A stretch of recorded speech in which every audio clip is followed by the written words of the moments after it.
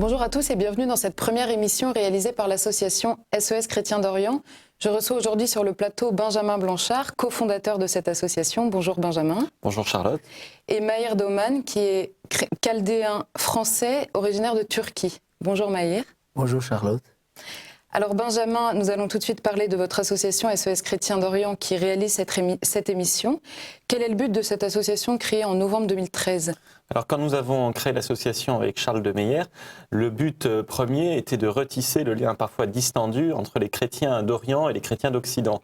Alors comment retisser ce lien ? Eh bien c'est en apportant une aide concrète sur le terrain, mais la particularité de l'association, c'est que nous apportons nous-mêmes cette aide. C'est-à-dire que nous nous rendons régulièrement en Syrie et en Irak, nous avons carrément installé une base permanente à Erbil au Kurdistan irakien. Alors effectivement, votre association est présente au Liban, en Syrie et en Irak. Quel genre de mission sur le terrain ?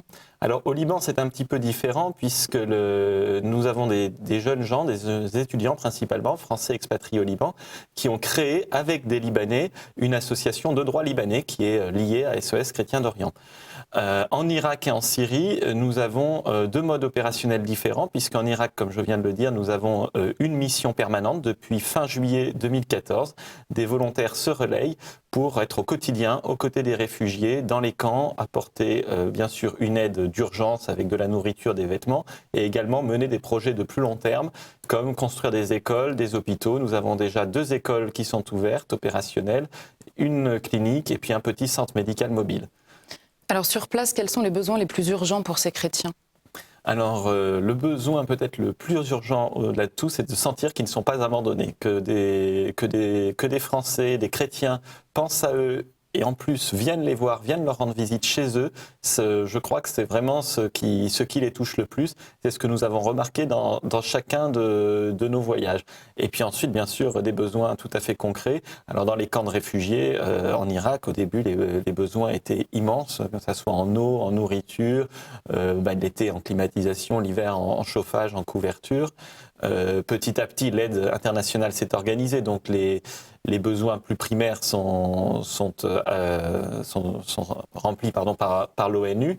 Et puis maintenant, donc des besoins de scolarisation, c'est pour ça que nous avons construit ces écoles. Il y en a d'autres qui sont en projet. Et puis les besoins médicaux avec les centres médicaux. En Syrie, la situation est un petit peu différente puisque il n'y a pas à proprement parler de camps de réfugiés, mais il y a des déplacés, il y a beaucoup de destruction. Donc nous nous attachons beaucoup à reconstruire.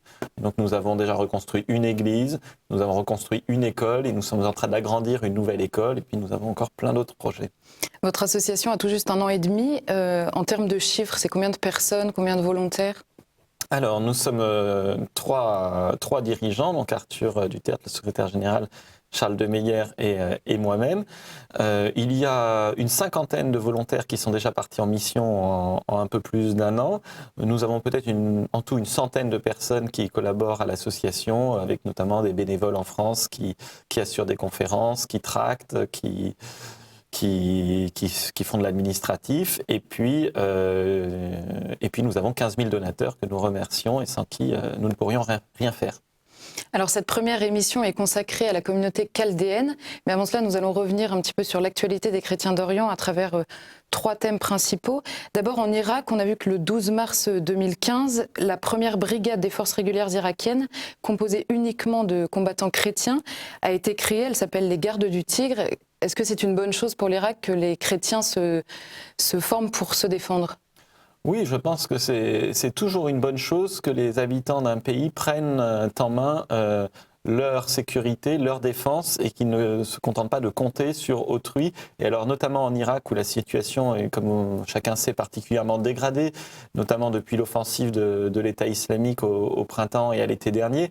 Mais en fait, ça fait plus d'une dizaine d'années depuis l'invasion américaine que la situation se dégrade et empire de mois en mois et d'année en année.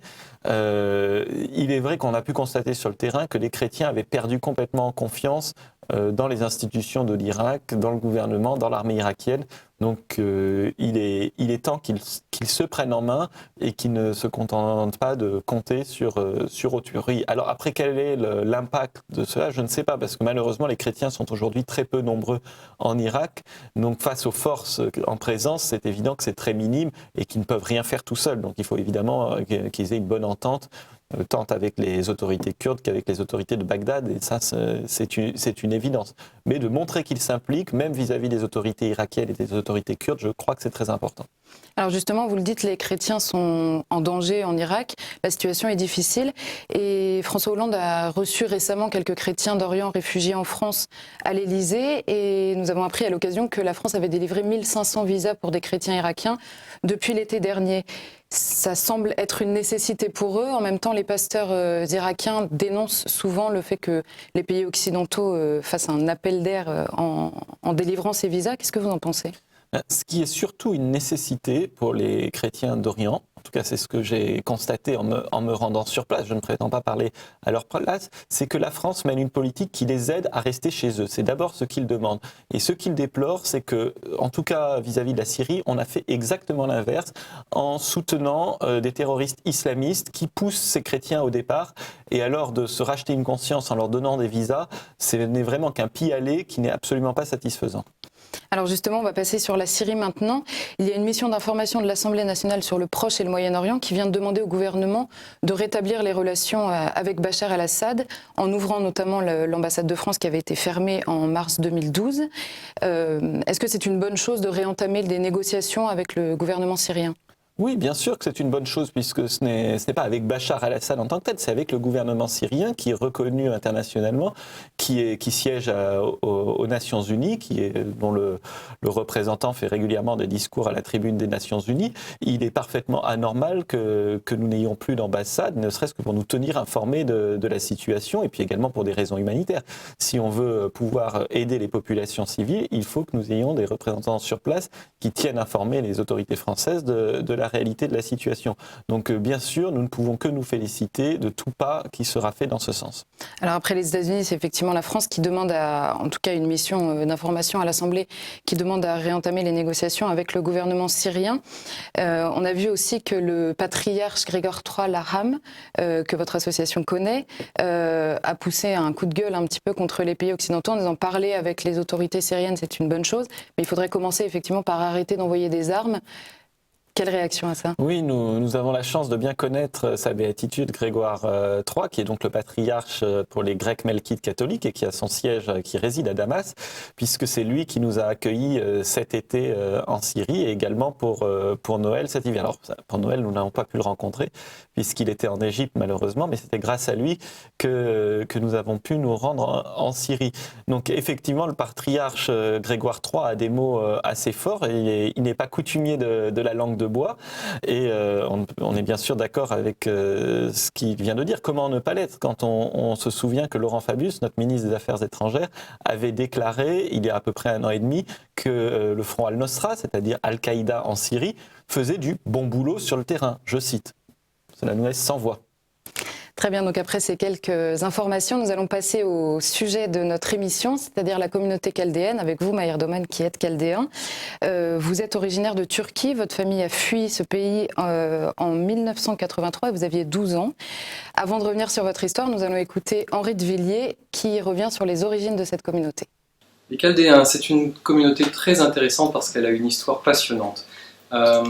On peut remonter leur évangélisation à saint Thomas, accompagné d'autres apôtres et disciples, notamment Barthélemy sans doute, et puis Jude Thaddée également, et accompagné encore d'autres disciples dont les noms ont été conservés, Agaï et Marie en particulier. Et cette troupe apostolique lancée avec saint Thomas est partie évangéliser l'Orient, donc elle ne s'est pas orientée vers l'Occident, vers l'Empire romain, mais a préféré partir dans le bassin de la Mésopotamie pour apporter la foi chrétienne aux communautés araméennes qui étaient là. Des communautés juives, il en existait beaucoup dans le bassin du Tigre et de l'Euphrate à cette époque, beaucoup de synagogues, mais également des communautés païennes qui parlaient la même langue qu'en Palestine, qui parlaient l'araméen. Et ce peuple de Mésopotamie a reçu sa foi de Thomas, et Thomas ensuite les a laissés pour continuer son périple jusqu'en Inde du Sud et jusqu'en Chine, avec un petit détour d'ailleurs par la Bactriane qui est moins connue, cette région qui est à peu près au niveau de l'Afghanistan actuel, et a laissé ses disciples organiser l'église de Séleucie-Ctésiphon, qui était la capitale de l'empire perse de l'époque.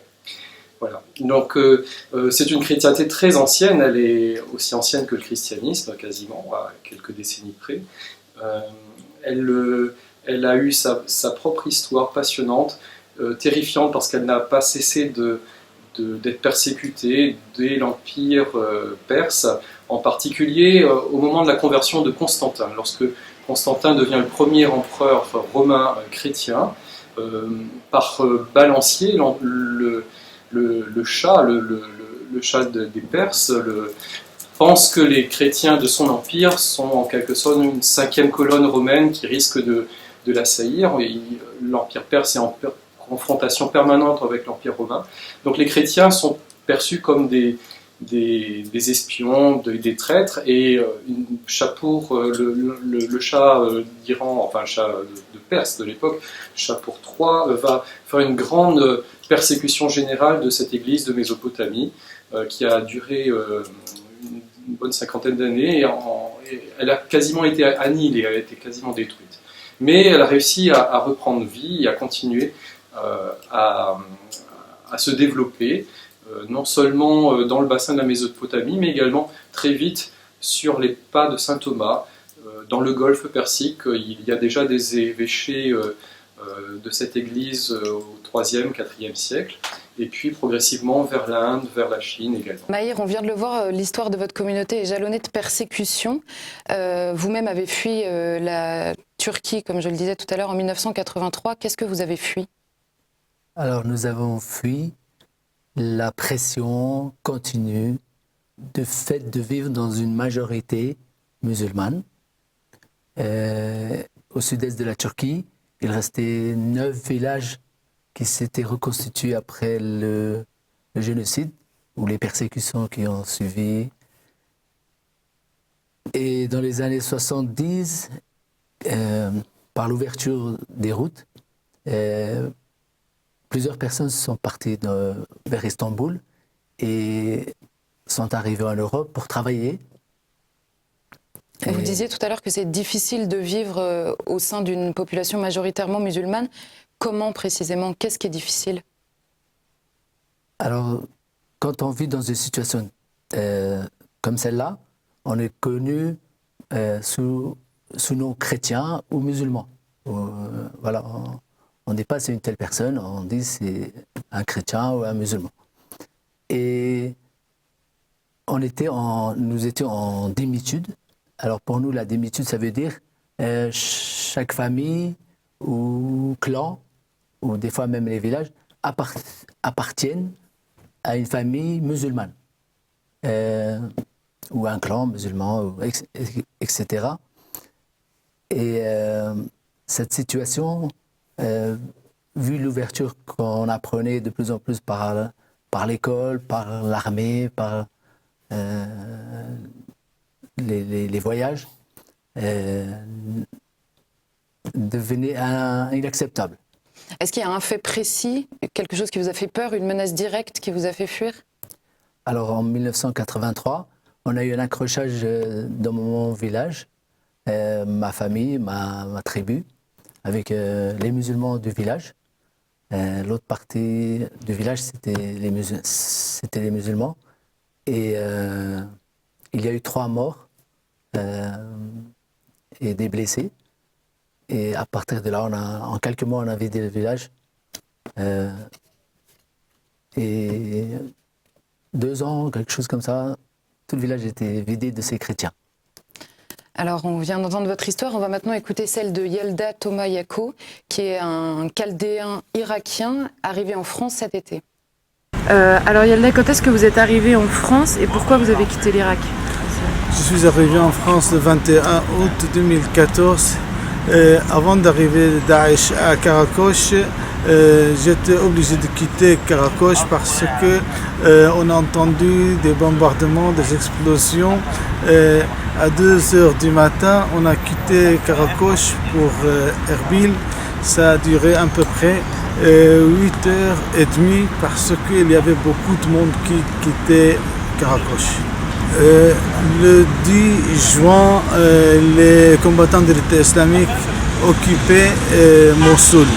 ils ont laissé le choix aux chrétiens de Mossoul de se convertir, soit de se convertir à l'islam, soit payer une rançon, soit quitter la ville, soit mourir. Les chrétiens de Mossoul ont tout quitté, mais pas leur foi.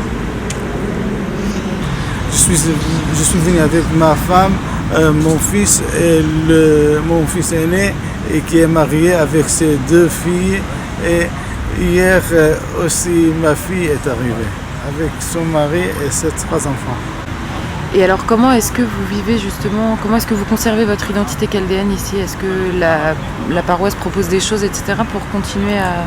La paroisse nous a aidés beaucoup, ils sont vraiment gentils, ils nous ont aidés. Moi je suis diacre ici, et aussi je donne des cours d'araméen bénévolement ici. C'est très important de conserver l'identité chaldéenne ici, surtout la messe et les prières sont en chaldéen. Et ici, surtout les enfants parlent français couramment, mais il manque d'apprendre aussi la langue maternelle, le chaldéen ou l'araméen. Et qu'est-ce que vous pensez pour l'avenir de l'Irak? Qu'est-ce que vous pensez? L'avenir d'Irak, je pense, surtout pour les chrétiens, l'avenir est inconnu parce que les djihadistes considèrent les chrétiens et les minorités religieuses comme polythéistes ou mécréants. Ils ont le droit de faire tout ce qu'ils veulent contre les chrétiens et les yézidis. Et nous ne considérons pas les musulmans ou les combattants de l'État islamique comme ennemis, mais c'est eux qui nous considèrent comme des ennemis. On ne sait pas comment se débrouiller avec eux. C'est pour cela qu'il y a des gens qui quittent l'Irak, mais il faut aider tous ceux qui veulent rester en Irak. Et surtout, je demande ça des pays occidentaux. Pourquoi c'est important qu'il reste une présence chrétienne en Irak? Nos racines, notre culture, notre civilisation, nos souvenirs sont en Irak ou au Moyen-Orient. Je ne veux pas. C'est très difficile d'imaginer le Moyen-Orient sans chrétiens. Oui. C'est très douloureux, très triste aussi. Donc un témoignage bouleversant sur une souffrance immense, celle d'une présence chrétienne menacée en Irak. Vous avez dû rencontrer des gens qui avaient cette même peur en Irak, Benjamin? Oui, tout à fait. C'est avec beaucoup d'émotion que j'ai écouté et regardé ce témoignage. D'autant plus que nous étions à Karakoche fin juillet 2014, donc en fait une semaine avant l'offensive de l'État islamique qui a forcé tous ces gens à fuir en direction d'Erbil et ensuite pour certains en Occident. J'ai retenu une phrase particulièrement dans ce qu'a dit cet homme, c'est « nous avons tout quitté mais pas notre foi ». Et ça vraiment c'est quelque chose qui est revenu très souvent dans tout ce que nous ont dit les chrétiens là-bas, c'est qu'à leur connaissance, pas un ou peut-être très très peu n'a abjuré pour se sauver, pour sauver ses biens, etc. Ils ont préféré tout perdre plutôt que d'abjurer leur foi. Maher Doman, votre famille a également tout quitté en Turquie sans perdre la foi, puisque vous l'avez toujours aujourd'hui en France. Quelle est votre réaction quand vous voyez ça et quel est le sentiment de la communauté chaldéenne en France sur cette présence chrétienne au Moyen-Orient? Comme il a bien dit, nos racines sont là-bas. Et c'est vrai, plus on est sur nos racines, sur les bases, plus on est solide, on est moins fragile dans la personnalité, dans la psychologie. Et ici, on est bien accueillis, on n'est pas dépaysé par rapport à la foi, à ceux qui nous accueillent. Et c'est les paroisses qui nous accueillent ici en France, en particulier. Quand on est arrivé, c'était la paroisse de Clichy-sous-Bois et le prêtre et les paroissiens, ils ont fait un très bon accueil. Est-ce qu'il reste au sein de la communauté chaldéenne en France un désir de retourner un jour en Irak si la situation le permet? Je pense que oui. Même en Turquie, il y a quelques personnes qui sont reparties du fait de la fragilité qu'ils ont rencontrés ici et qu'ils ont même qu'ils ont connus dans leur famille au bout de quelques années. Et je pense que ça serait bien, oui, au moins pour garder la présence chrétienne, et aussi pour l'évangélisation en particulier du Moyen-Orient. Il faut réévangéliser, c'est clair. Il n'y a pas d'autre solution, sinon on n'aura jamais la paix. Alors après la première vague de persécution dont Henri de Villiers nous parlait tout à l'heure, il y a eu une séparation entre la communauté chaldéenne et Rome qu'il nous explique tout de suite. Une séparation théologique qui, à vrai dire, est surtout une nécessité politique. C'est-à-dire que ces chrétiens de la partie araméonophone de l'Empire perse, du bassin de la Mésopotamie, disons en gros l'Irak actuel, ont été très liés d'abord à l'église d'Antioche, historiquement, qui est la plus proche, où il y a aussi une culture araméenne, syriaque, et ils ont également été très liés à l'école d'Édesse, une école qui a été illustrée au IVe siècle par saint Éphrem, et lorsque par la suite il y a eu des discussions théologiques et des hérésies dans l'Empire romain, l'école d'Édesse a plutôt pris le parti de Nestorius, qui prônait que la Vierge Marie n'était pas mère de Dieu, mais uniquement mère du Christ. Nestorius distinguait dans le Christ les deux natures de façon radicale. Il n'y avait pas d'union en fait des deux natures réellement, et donc il déniait à la Vierge Marie le titre de mère de Dieu. Et l'école d'Édesse a un peu suivi. C'est plus nuancé que ça en fait. Théodore de Mopsueste, qui est le principal père de cette église à l'époque, va apporter quand même des nuances par rapport au texte de Nestorius. Et l'église de Séleucie, le catholicos de Séleucie, va recevoir sa théologie de l'école d'Édesse et va théoriquement verser dans le nestorianisme. Alors c'est l'hérésie de Nestorius, en fait, c'est un nestorianisme vraiment nominal, pas si marqué que ça par les thèses théologiques. On n'est pas dans des positions aussi extrêmes que Nestorius sur la personne du Christ. Et cette église se sépare du coup du reste du corps ecclésial. Et là encore, c'est pour une raison politique surtout. En prenant un courant théologique différent de celui qui est majoritaire dans l'Empire romain, l'Empire byzantin, eh bien, on se distingue du coup des Byzantins et on peut dire aux souverains perses, voyez, nous sommes très différents des autres chrétiens, il ne faut pas nous confondre avec eux et vous n'avez pas de raison de nous persécuter, nous ne sommes pas vraiment la même église. Voilà. Donc il y a un arrière-plan politique qui est surtout premier. Et hélas, à partir de ce moment-là, cette église va être séparée du reste de toute la chrétienté. Elle va avoir son évolution propre, ce qui va se traduire par une vie liturgique qui est restée très ancienne. On a une coupure. Alors eux-mêmes s'intitulent l'Église d'Orient, puisqu'évidemment, les Syriens d'Antioche, les Coptes d'Égypte, les Byzantins de Constantinople, et a fortiori les Romains, sont des Occidentaux. L'Église byzantine, pour elle, est une Église occidentale, pas une Église orientale.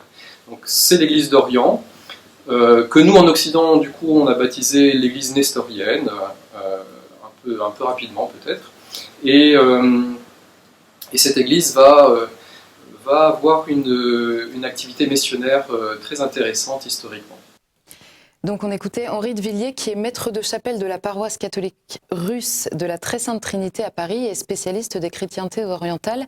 Maïr, on l'a vu, il y a donc eu une scission avec Rome avant une réconciliation, ce que nous verrons plus tard. Qu'en est-il aujourd'hui des relations entre la communauté chaldéenne et le Vatican ? Alors la communauté chaldéenne, ou l'église chaldéenne, on peut dire, quand on dit église chaldéenne, ça veut dire catholique. Et catholique, ça veut dire avec Rome en lien. Et cette église a une sœur, on l'appelle l'église assyrienne. Et celle-là aussi, elle s'est rapprochée beaucoup depuis 1994. Et maintenant, actuellement, un chaldéen, il peut bien assister à la messe chez les Assyriens, dans l'église assyrienne. Et Voilà, ça c'est une très bonne nouvelle. Et sinon, depuis cette époque, cette église est catholique. Et Nous, chrétiens occidentaux, on avons tendance à nous référer au Vatican pour le centre de l'Église. La présence de vos communautés, l'existence de vos communautés rappelle que nos origines sont au Moyen-Orient. Comment est-ce que vous gérez justement ça entre vos pays d'origine qui sont le berceau du christianisme et l'Église qui tourne aujourd'hui autour du Vatican? Quel est votre lien même filial, affectif avec le pape aujourd'hui? alors, chez nous, quand on dit cette filiation, elle vient en premier, c'est le pape pour nous. Ensuite, c'est le patriarche. Donc, actuellement, le siège, il est à Bagdad. C'est le patriarche Louis Sako. Et ensuite, on arrive aux évêques. Et pour nous, les chrétiens d'Orient, c'est Monseigneur André 23. Donc, il a délégué à Monseigneur Golnisch actuellement cette responsabilité. Et nous sommes effectivement pris souvent, régulièrement pour le pape. Et dans la liturgie, on cite bien le pape, le patriarche. Alors justement, on va tout de suite écouter le curé de la paroisse chaldéenne Saint-Thomas à Sarcelles, qui va présenter rapidement la communauté chaldéenne en France et qui va nous expliquer quel rôle a eu l'Église catholique latine dans l'accueil de cette communauté. La communauté chaldéenne, un peu sur l'ensemble d'Île-de-France, ça représente autour de 12 000 personnes, donc notamment autour de 11 000 sur le secteur de Val d'Oise, sur les villes autour de Sarcelles, et avec quelques familles aussi autour de Perfit, Stan, qui est à côté de Sarcelles aussi. Et après, sur le territoire national, nous avons une communauté à Marseille, une communauté à Lyon, et puis il y a des petits groupes par-ci par-là, comme à Pau, à Mont-de-Marsan, à Nantes, à Tours, à Strasbourg. Dans les différentes villes, il y a des petits groupes de la communauté chaldéenne. En tout, ça représente autour de 18 à 20 000 personnes sur le territoire national. Alors, est-ce que vous pouvez nous dire d'où est originaire la communauté chaldéenne? C'est-à-dire qu'on pense à l'Irak tout de suite, est-ce que c'est vraiment le berceau de la communauté? En fait, la communauté vient de tous les pays d'Orient. Maintenant, la communauté qui est un peu sur l'île de France, 80 à 90% viennent de la Turquie. Les autres, ils viennent un peu d'ensemble des pays d'Orient, et notamment surtout maintenant de Syrie et de l'Irak. Et après, il y a une communauté à Marseille et à Lyon, ce sont des communautés qui majoritairement viennent d'Irak ou des autres pays un peu d'Orient. Et alors, on parle souvent des chrétiens d'Orient en général, alors quelle est la particularité de la communauté chaldéenne? C'est une communauté qui est restée fidèle à sa liturgie. Et on dit le rituel de l'Église chaldéenne, de l'Église d'Orient, c'est l'une des plus anciennes rites. Une rite qui est restée fidèle en fait à ses origines bibliques. Et à ce jour, tout est en araméen. En araméen, on appelle le souret, un dialecte issu de l'araméen. C'est une église qui a tout au cours de l'histoire, elle a pu sauvegarder cet héritage, héritage historique, héritage biblique, héritage linguistique à ce jour. Et alors, comment est-ce que vous travaillez particulièrement avec la communauté chaldéenne en France, justement à conserver ses origines et ses racines? La communauté étant en France, elle sent en fait ce danger d'assimilation. Et aussi, elle sent ce danger de cette société qui est quand même assez forte pour la avaler directement. Et donc aujourd'hui, la communauté, surtout la jeunesse, a ce sentiment de coup, il y a une sorte de retour et de recherche sur l'histoire, sur la langue, sur le patrimoine de cette communauté. Et on sait bien que la langue fait partie de cet héritage. Et donc, on essaie avec l'enseignement de la langue, avec les cours et surtout travailler avec les enfants. C'est l'avenir, c'est les enfants. Les dangers aussi, c'est eux qui sont plus mis devant ce danger. Donc, on travaille plus avec les enfants au niveau de la catéchèse, que ce soit au niveau de la foi, la catéchèse, mais aussi au niveau de la langue et aussi au niveau de la liturgie. On travaille avec les enfants pour qu'ils puissent en fait sauvegarder ou garder cet héritage. L'Église de France a eu un rôle important sur l'accueil et sur l'intégration de la communauté chaldéenne. Et la communauté chaldéenne aussi est une communauté qui a su intégrer. Car elle avait des valeurs, on va dire des valeurs en commun avec la France concernant un peu la foi.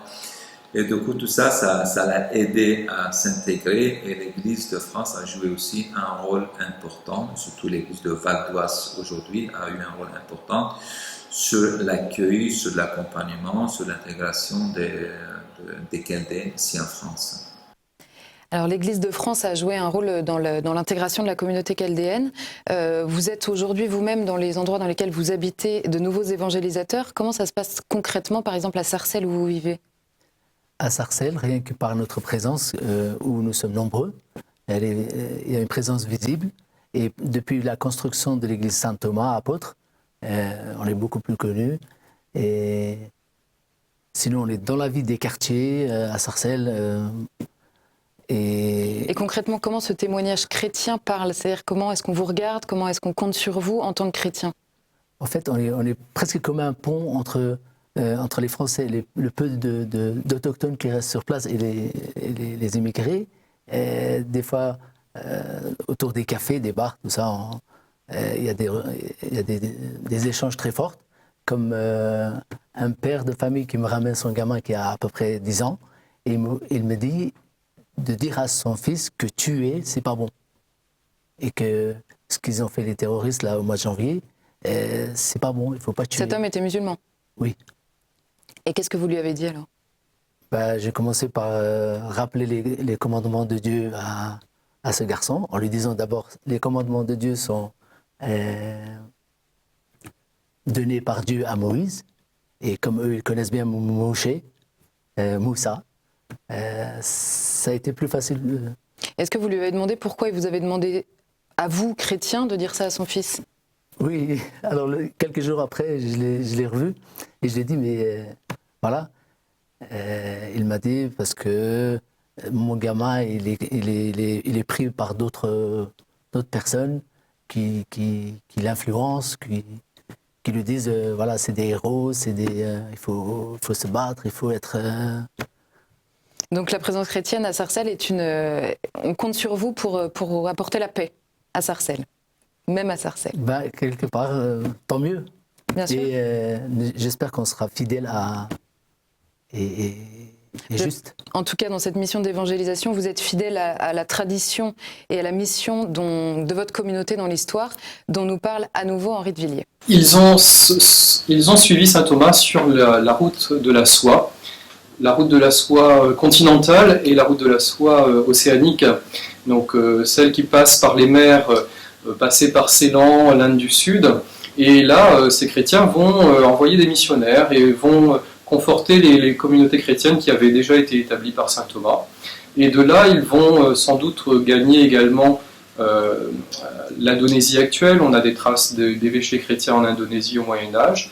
Et par la route terrestre de la soie, ils vont aussi convertir pas mal de monde dans les peuples turco-mongols de l'Asie centrale et également en Chine. On a des stèles chinoises du 7e, 8e siècle qui représentent des croix avec la liste du clergé de l'Église qui était en train de desservir le lieu où on a retrouvé la croix. On trouve des tombes chrétiennes au Tibet au 9e siècle. On a des tribus entières de Mongols qui passent au christianisme intégralement. Et au point qu'au XIIIe siècle, on est à deux doigts, de ce que la Chine devienne entièrement chrétienne. D'ailleurs, le patriarche de l'époque, Yabala III, était un archidiacre de Chine, un chinois, et il est allé régner sur son église à Bagdad, ce qui est quand même assez étonnant.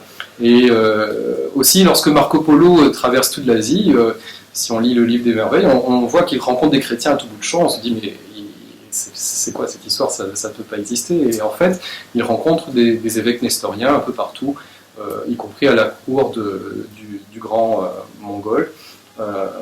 Voilà. Et ils ont été jusqu'au Japon, comme cela. Alors c'est une extension missionnaire hallucinante.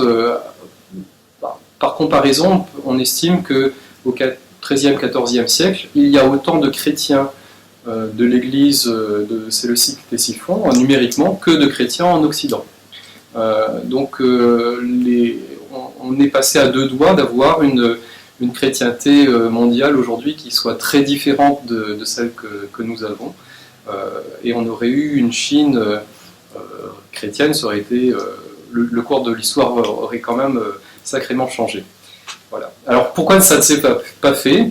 Là encore, malheureusement, pour des raisons politiques, Gengis Khan a hésité à devenir chrétien après la conquête de la Chine. Il avait des épouses chrétiennes, il y avait plusieurs épouses, dont plusieurs qui étaient chrétiennes. Et en fait, par opportunisme politique, il a quand même préféré se rallier aux religions traditionnelles chinoises, le confucianisme en particulier.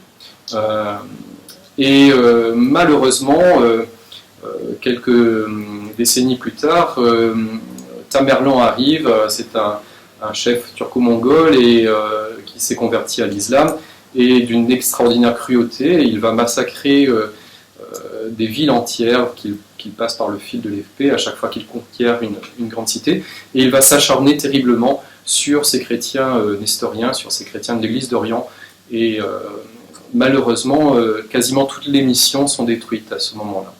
Donc la foi se réfugie que dans l'Inde du Sud, où c'est une zone qui n'a pas été touchée par l'empire moghol, et survit également dans le bassin de la Mésopotamie. Mais le reste de l'Église, aussi bien en Chine qu'au Japon, en Thaïlande, ils avaient des évêques en Thaïlande, et disparaît complètement. Il paraîtrait qu'il restait encore des quelques tribus mongoles en Chine, en Mongolie intérieure chinoise au XIXe siècle, qui étaient chrétiennes, mais alors qui étaient complètement coupées du reste de la chrétienté, donc dans un état un peu étrange de chrétienté, semble-t-il. Voilà, enfin, c'est une histoire vraiment passionnante, peu connue malheureusement, et qui peut nous inciter aussi à penser qu'à l'avenir, cette Église peut avoir encore un rôle très important.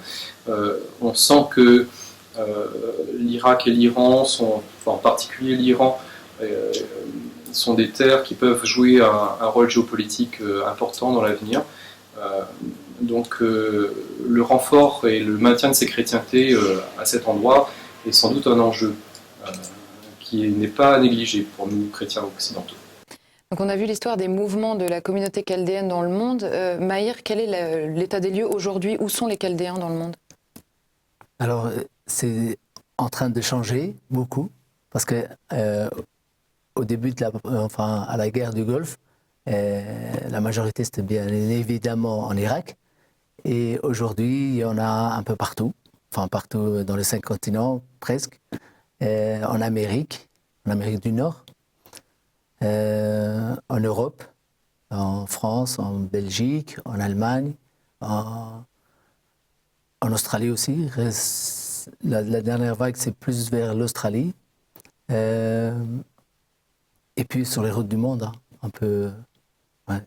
Alors cette présence chaldéenne a été forte dans l'histoire, elle est encore forte aujourd'hui partout dans le monde et non plus seulement au Proche-Orient.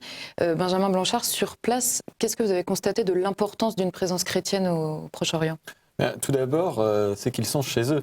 C'est leur terre, c'est la terre de leur père, donc la question ne se pose même pas, j'ai envie de dire. Et puis il y a une deuxième raison, c'est que les chrétiens, tous toutes les personnes rencontrées en témoignent, quelle que soit leur communauté, leur religion, qu'ils soient sunnites ou chiites, nous disent que les chrétiens, là où il y a des chrétiens, c'est un facteur de paix, et notamment un facteur de concorde entre les différentes communautés, les différentes religions qui composent ces États qui sont souvent très compliqués et souvent très conflictuels. Et notamment en Syrie, j'ai souvenir de beaucoup de familles musulmanes qui nous ont dit pourvu que les chrétiens restent dans notre pays, dans leur pays, parce que sans eux, on risque de se battre entre nous. Alors justement, les chrétiens sont un facteur de concorde entre toutes les communautés qui existent au Moyen-Orient, mais entre les chrétiens, ça n'a pas toujours été simple non plus. On l'a vu tout à l'heure, il y a eu une séparation entre les Chaldéens et Rome, et Henri de Villiers nous explique tout de suite la réconciliation. Il y a eu déjà des premiers échanges dès le Moyen-Âge. On sait par exemple que Saint Louis a reçu un archidiacre de cette église. Il y a eu d'autres services diplomatiques échangés entre le catholicos patriarche de cette église et Rome et la France, très bizarrement. On a eu une messe assyro-chaldéenne célébrée à Saint-Germain-des-Prés en plein Moyen-Âge, enfin devant la cour de France, c'est quelque chose d'assez étonnant. Ces premiers contacts ont débouché ensuite au XVIe siècle sur une union d'un des évêques de cette église qui a demandé à être attaché à Rome.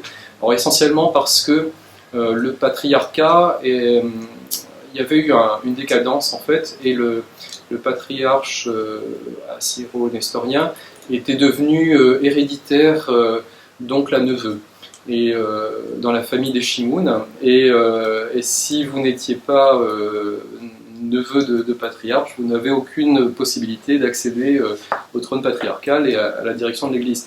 Donc c'est quand même une déviation un peu problématique, et c'est le principal point qui a fait qu'une partie importante de l'Église ait choisi de quitter le patriarcat traditionnel pour rentrer en pleine communion avec Rome, en fait. Du coup, il y a de nos jours deux églises encore. Il y a celle qui se dénomme finalement église assyrienne et l'autre église chaldéenne. Les Chaldéens sont ceux qui sont en communion avec le pape de Rome, et les Assyriens sont séparés à part. L'église assyrienne s'est elle-même divisée au XXe siècle en deux églises, pour des questions de tradition liturgique essentiellement. Et puis, donc le patriarche qui gouverne l'essentiel de l'église assyrienne est à Chicago actuellement, suite à des persécutions au début du XXe siècle.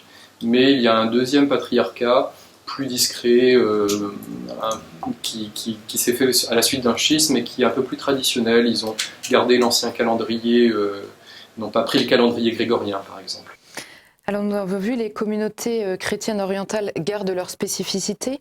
Comment est-ce que vous faites aujourd'hui pour réussir à travailler avec les chrétiens latins en France? Est-ce qu'il y a des choses qui se font entre les deux communautés? Oui, il y a déjà la proximité.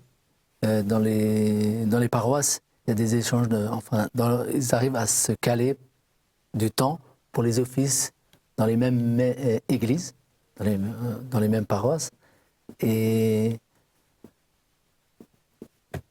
voilà, sinon c'est toute la vie. Des fois, on se retrouve plusieurs Chaldéens dans la même messe, dans une messe latine, du rite latin. Benjamin Blanchard, vous avez dit au début que le but de votre association était de restaurer un lien entre les communautés chrétiennes orientales et occidentales. Est-ce que ce lien commence en France pour votre association ? Oui, tout à fait. Mais alors nous, la vocation de l'association, c'est quand même plutôt la projection sur le terrain. Mais il y a en France de nombreuses œuvres, de nombreuses associations qui travaillent à ça. Et je voudrais notamment citer les jeunes d'Antiocha qui ont été fondés par plusieurs jeunes gens de Paris, notamment Éléonore Besse de Berre, qui est actuellement partie au Liban, qui travaille au Liban et qui aide beaucoup SOS Chrétiens d'Orient au Liban.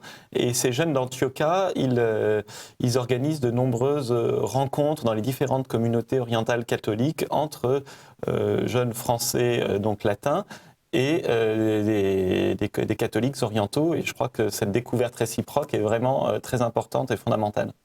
Donc il y a des échanges qui sont faits entre les jeunes français et les communautés chrétiennes orientales, même ici en France. Nous allons voir tout de suite avec une dernière vidéo d'Henri de Villiers, qui est donc maître de chapelle de la paroisse catholique russe de la Très Sainte Trinité à Paris et spécialiste des chrétientés orientales. Quelles sont les spécificités de la liturgie chaldéenne? Les deux églises assyriennes et chaldéennes ont la même liturgie. Et c'est une liturgie très ancienne. On pense même que c'est sans doute celle qui a été organisée le plus tôt dans l'Église, aussi bien en Orient qu'en Occident. Et l'ordre de la liturgie a été fixé très très tôt. On pense même que l'essentiel a été déjà établi au milieu du IIe siècle, donc bien avant ce qu'on a en Occident avec notre canon romain qui remonte au IVe siècle. La liturgie ordinaire est dite d'Adaï et Marie, qui sont deux disciples de saint Thomas, qui ont implanté la foi dans la Mésopotamie. C'est une liturgie qui suit globalement le même déroulement que la messe romaine ou que la liturgie byzantine. On a d'abord des chants qui introduisent des lectures, et elles sont au nombre de 4 traditionnellement dans ce rite, 2 tirés de la loi et des prophètes, on a un souvenir de la synagogue, puis une 3e lecture tirée des écrits apostoliques, et une 4e qui est bien sûr l'évangile. Ensuite, on a des cérémonies d'offertoire comme dans n'importe quel rite chrétien, l'anaphore eucharistique très ancienne d'Adaï et Marie, la communion, et puis une bénédiction à la fin, un renvoi des fidèles. Donc une disposition très classique, mais avec des formules très anciennes, certains chants remontant manifestement au moins au IVe siècle. C'est le cas du Lahomara, qui est un chant au début de la messe assyro-chaldéenne. Cette liturgie connaît 3 prières eucharistiques, 3 anaphores, 3 canons. Donc Adaï et Marie, comme je l'ai dit, et puis une autre de Nestorius et une autre de Théodore de Mopsueste également, qui sont employées à certaines dates de l'année plus précisément. Traditionnellement, la liturgie est célébrée face à l'est. Le prêtre et les fidèles sont tournés vers le soleil levant, puisque le Christ est le soleil levant venu nous visiter. Et c'est une disposition que nous connaissions aussi en Occident. Si vous regardez la plupart des anciennes églises de Paris, elles sont toutes orientées, elles sont tournées vers l'est. Regardez Saint-Sulpice ou Notre-Dame de Paris, par exemple. Et l'orientation de la prière est une disposition qui est universelle dans le christianisme ancien et le christianisme des origines, et qui a été particulièrement conservée dans cette église. Donc Henri de Villiers nous explique, comme le père Sabri, curé de Sarcelles tout à l'heure, que les particularités étaient encore préservées dans vos communautés. Quelle est l'importance pour vous, Maïr, de conserver cette identité chaldéenne ici en France, et comment vous vous y prenez pour le faire? Alors ce qui est important pour nous, de garder cette particularité, en premier c'est la foi, une foi qui est basée, qui est fondée sur les apôtres, l'apôtre saint Thomas, et cette liturgie qui est en langue araméenne, qui remonte au IIe siècle. Voilà, donc ça c'est le côté de la foi, et le côté de la famille, c'est pour garder, c'est très important vu comment c'est fragilisé autour de nous, le sens de la famille, les familles déchirées, vraiment fragiles.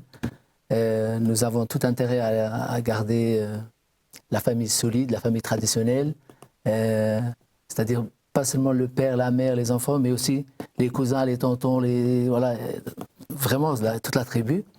Est-ce qu'il y a des projets particuliers que vous faites pour conserver cette identité, pour donner envie aux enfants aussi de la conserver, eux qui sont nés en France et qui ont toutes les raisons d'adhérer plus à la culture française que chaldéenne? Alors, comme projet, avec des parents d'élèves, nous sommes en train de créer une association qui gérera une école franco-araméenne dans le Val-de-France. Parce qu'on est une forte présence dans le Val-de-France, et ça fait des années que nous le disons, nous voulons, nous Voilà, et j'espère qu'à la rentrée 2015, il y aura quelque chose. Parfait. Et vous arrivez à concilier les deux identités, l'identité française qui est maintenant aussi la vôtre et l'identité chaldéenne sans problème? Oui, il n'y a pas de problème, puisque le point commun, c'est la foi. Et il nous reste à enseigner l'araméen, qui est déjà enseigné aussi dans des associations et aussi à l'église, en plus du catéchisme. Et puis cette culture qui est pas très étrangère par rapport à ce qu'il y a ici déjà en France. Maher Doman, merci beaucoup de votre participation à cette émission. Je voudrais également remercier Isabelle de Rénal, qui est membre de l'association ECHO et qui nous a permis d'entrer en relation avec la communauté chaldéenne à Sarcelles. Benjamin Blanchard, un dernier mot sur l'actualité de votre association? Oui, alors SOS Chrétiens d'Orient organise un voyage culturel et spirituel début avril en Syrie. Alors c'est vraiment quelque chose de symboliquement très fort qui a été demandé vraiment par beaucoup de Syriens que nous avons rencontrés, et notamment parce que ce voyage se déroulera durant la Semaine Sainte byzantine, donc selon le calendrier julien, et donc nous pourrons suivre un certain nombre d'offices de la Semaine Sainte, notamment dans les églises grecques orthodoxes et syriaques orthodoxes. Et puis un deuxième, alors ce voyage est complet, malheureusement pour les téléspectateurs qui nous regardent. Par contre, en mai, nous organisons un pèlerinage au Liban à la découverte des patriarcats orientaux. Donc 5 jours dans la vallée de la Kadisha, la vallée sainte, avec un aumônier français qui nous accompagnera, qui célébrera la messe tous les jours. Donc c'est un moine de Chéméré-le-Roi. Et là, il reste encore des places. Donc les téléspectateurs qui sont intéressés peuvent se renseigner et s'inscrire auprès du bureau de notre association, donc 01 83 92 16 53. Ou alors par courriel contact@soschrétiendorient.fr. Donc c'est un pèlerinage au Liban, dans la vallée sainte, au mois de mai. Merci beaucoup Benjamin Blanchard. Merci donc à vous deux pour cette émission qui touche à sa fin. Merci beaucoup de l'avoir suivi et à bientôt.